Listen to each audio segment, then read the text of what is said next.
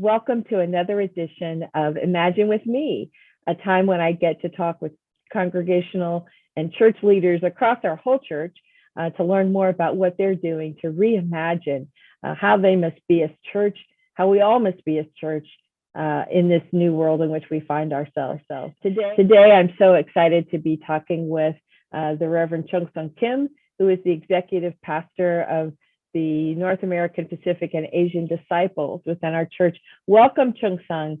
It's so good to have you here with me. And I just want to give you a few minutes to introduce yourself and talk a little bit about, for those who, I can't believe there are people who don't know who NAPAD is, but let's hear a little bit about your ministry and what's exciting to you about NAPAD right now. Hello, my name is Chung Seong Kim. I'm exec pastor of the NAPAD. NAPAD is a long name, North American Pacific Asian Disciple. The reason why I have a long name is that we have a long list of the ethnic and cultural group in our amongst ourselves. And we have 18 different ethnic and linguistic group among ourselves. And around 130 churches among ourselves. And that is our culture that expressed in many ways. And NAPAD is one of the fastest growing part of our church. And in the last few years, we have exciting new church planting, even somewhere we never planted a church, like Bismarck, North Dakota. We didn't have any disciple church there, but 2 years ago, we planted one church, Turkish church. That's the first disciple congregation over there. And we have many things going on in NAPAD, but the most exciting things, I think, in our ministry is the diversity, the inclusiveness. We always talk about inclusiveness, how diverse our culture is. And disciple is famous to be inclusive.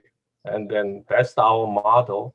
But I always said that we are not only talking about NAPAD is living in it right now. That is something that I want to share. So if you want to know more about NAPAD, we have a NAPAD website, napad.net, and then we have a Facebook. And then if you go to our website, you can register as a member of our constant contact list. That's great, Chung Seong. What would you say, and this excites me every time I hear those numbers, 18 different languages. There's now a Chukis Disciples congregation in Bismarck, North Dakota. There are actually some places where disciples are not. And because of that Chukis church, as you said, first disciples congregation in North Dakota, what can the whole church learn from NAPAD about embracing such broad diversity? This is not black or white. This is a diversity even within the North American, Asian, and Pacific Islander communities. So what would you say have been the keys to ensuring that people feel included and that NAPAD can feel like this wholesome, inclusive community? Yeah, I think the 18 different languages kind of represent what is going on in NAPAD community. I don't say that we are all in peace and everything is good. Even in our community, there's some cultural difference, and then the historical backgrounds are different. So when I approach each of our ethnic church, I am very humble and then respectful to their culture.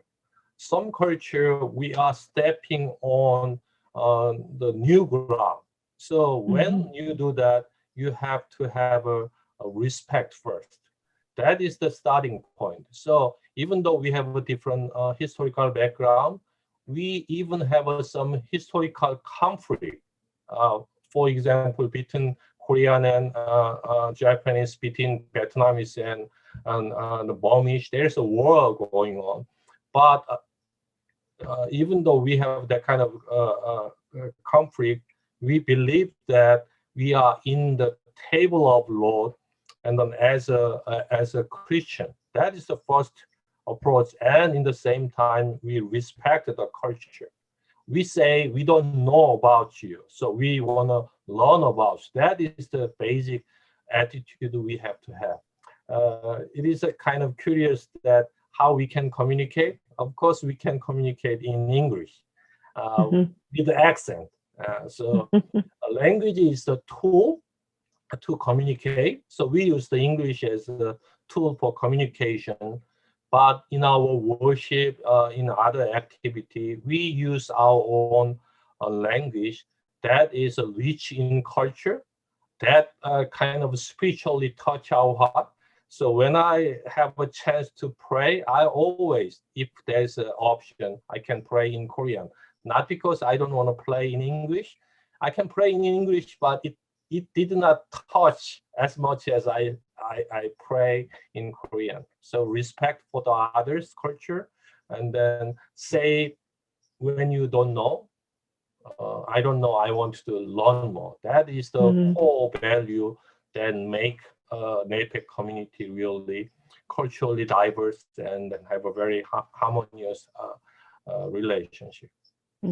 That is so important. Respecting one another, having humility, right? To say, I don't know, I need to know. And also by not assuming that your own culture is superior in any way. I think that's one thing that all of us who are not part of the majority culture in the United States, certainly, we don't want to do those things within our own communities that have been done against us. So respect and humility to say we don't know, we need to know, and that we are all welcome at the table of the Lord. Those are such important values that I think the whole church needs to live out. During this time of pandemic, as we know, there's been an incredible rise more publicly of anti-Asian hate and anti-Asian violence. People literally being attacked in the streets. We know of recent bombings and shootings, the shootings in the spas a couple of months ago. And we also know that discrimination against Asian and Pacific Islander communities is not new. How has NAPAD responded? And I know we issued a statement, you and Yvonne Gilmore from the National Convocation, Lord Tapia from Obra Hispana, we issued a statement in support, but I'm a firm believer we have to do more than statements, thoughts, and prayers. What's been the impact within NAPAD, and what would you say to the church about what we need to do in response to ongoing hate and racism against Asian and Pacific Islanders? Yeah, it's been actually historically, it has been there for a long time. But because of our culture, many of them, not all of them, many of them, the humbleness, humility is, we have a little word in Korean or Chinese, and the silence is gold, and the speak out is a silver. So we sometimes take silence, be humble, like a sign of humility. But in case of the racial violence, we have been in that stage for a long time. So in recent report, there's a 1,800% increase of violence against Asian and Pacific Islander during the pandemic.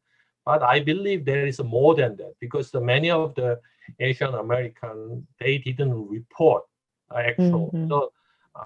So some of the studies said only 25% of that incident is reported. Some said it's less than 20%.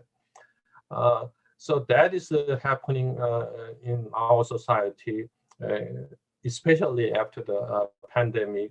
Our political leader used Asian community as a scapegoat. So that is the one thing. But not only the pandemic period, but in our history, we have a long history of discriminating against the Asian community. We have early 19th century, we have a Chinese exclusion act that is basically block all the immigration relating to the Chinese or Asian.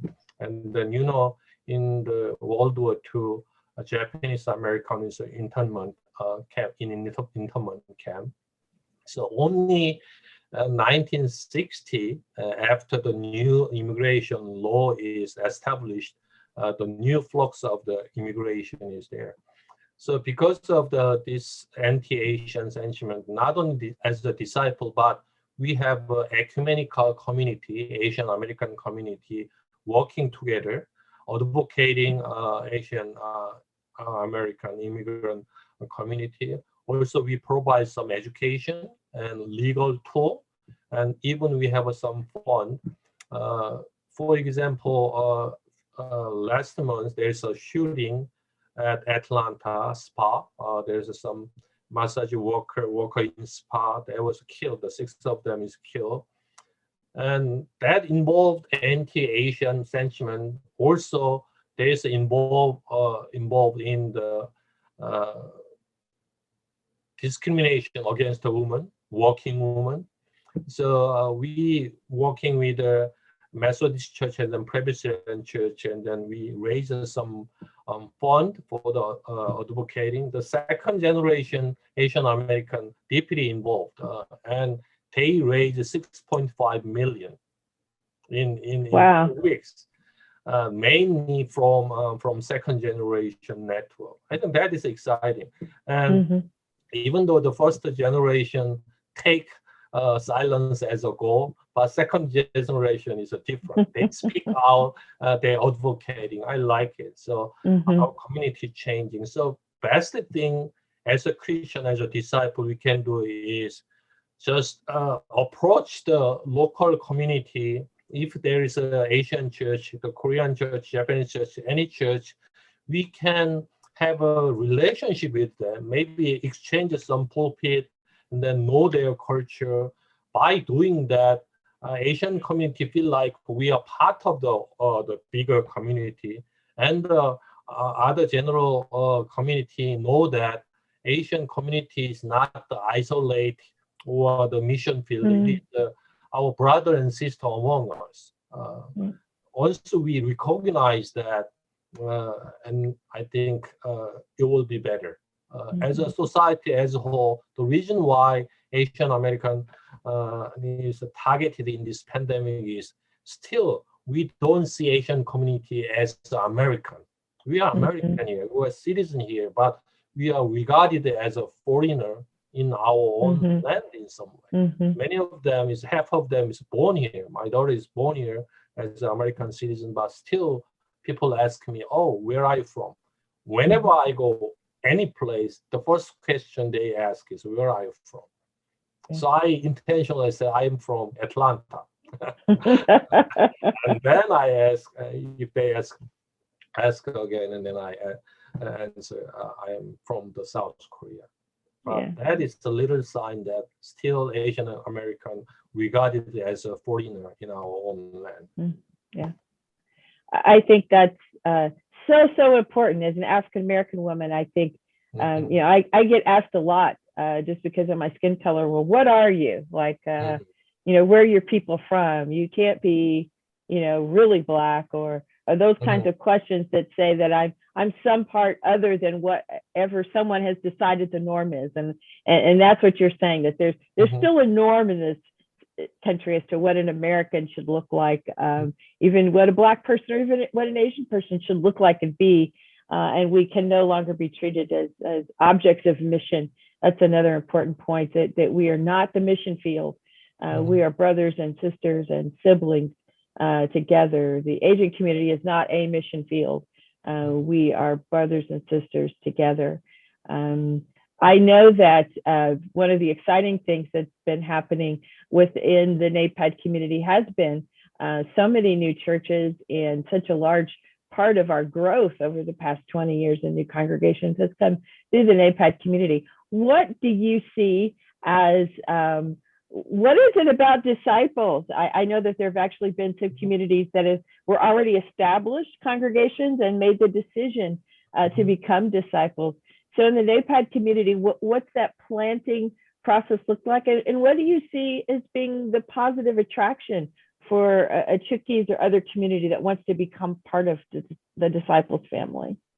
I think I can say something personal because I was a Presbyterian, and then I was born as a Presbyterian. My father was a Presbyterian pastor in Korea, but I moved here. I was a member of the PCUSA, and in one point, I get to know the disciple and then disciples' value of inclusiveness. That's a very really important thing. Regardless of our background, I feel like that I can be a Korean Presbyterian, have a Korean Presbyterian heritage, and then come to disciple, and then I can function as a faithful disciple in this community. That is my assumption. That is why I joined. And many of our disciples, NAPAD new churches, I think they have a same understanding. That's why, for example, the Turkish community is the fastest growing part of the NAPAD community, because the last few years we have more than 10 churches joined or planted. The reason is they have a Methodist background, and then some of the Baptist the missionary was there. But the reason why they come to the disciple at first is in St. Joseph in Missouri area, they were actually in their island. They were a member of the United Church of Christ. And then they came to and then have a place, looking for a place for the worship. And then happened to be they contacted with the disciple congregation. And then they are open arm and then they accept that. And then they see that as not only providing them place of worship, they regarded that as a open their home. So many after that incident happened, we have a Turkish rally as every Easter, and then summer we have the big rally. Everybody from the United States came to the one place and then worship together. And then they introduced what happened in the St. Joseph. And then many of them is begin to contact the NAPAD office and new church ministry. That's how it started. And then they get to know about the disciple. And then now, as you said, it's the fastest growing ethnic group now. So the small act of kindness, not only that is just only expressed as a kindness, but that is understood as a core of a Christian value. So many times we say about the covenant, only covenant for the denomination or something. But we have to remember that we have a covenant as a Christian. Yes. We have a covenant as a brother and sister in Christ. That's the first thing. People feel that, and then they find that important aspect in our church. People will come. That's why I came. That's why the Turkish church came. That's why many new church is choose intentionally.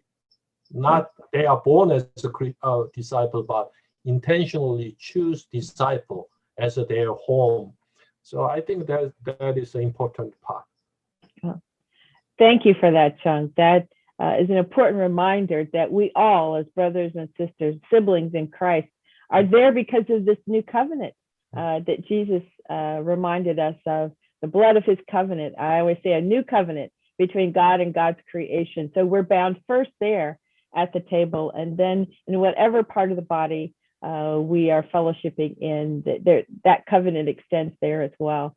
It's been so great to talk to you and to hear not only about the exciting new growth, but also to hear from your experience what the life of the Asian community is really adding to our whole church. Our wider church is all of us. So whenever 2 or 3 of us are gathered, I always say the whole church is there. Church disciples, you can be a part of this movement for wholeness in a fragmented world, part of which is planting new churches, and part of which is ensuring that the kind of ministry and radical welcome that Pastor Chung Seong has spoken of can continue Wherever we find one another, we must always, that act of kindness and welcome is part of what the New Church Ministry is about. The Pentecost offering is being taken over the next couple of Sundays in our congregations, and it's through the work of New Church Ministry that some of our Chickees congregations, Hispanic-speaking congregations, congregations all over the church are getting their start. Let's be the new church, and let's be the church that we say we are. Once again, thank you so much, Pastor Kim, for joining me today. And disciples, remember that God loves you, and so do I. We'll see you next time on another edition of Imagine with Me. God bless.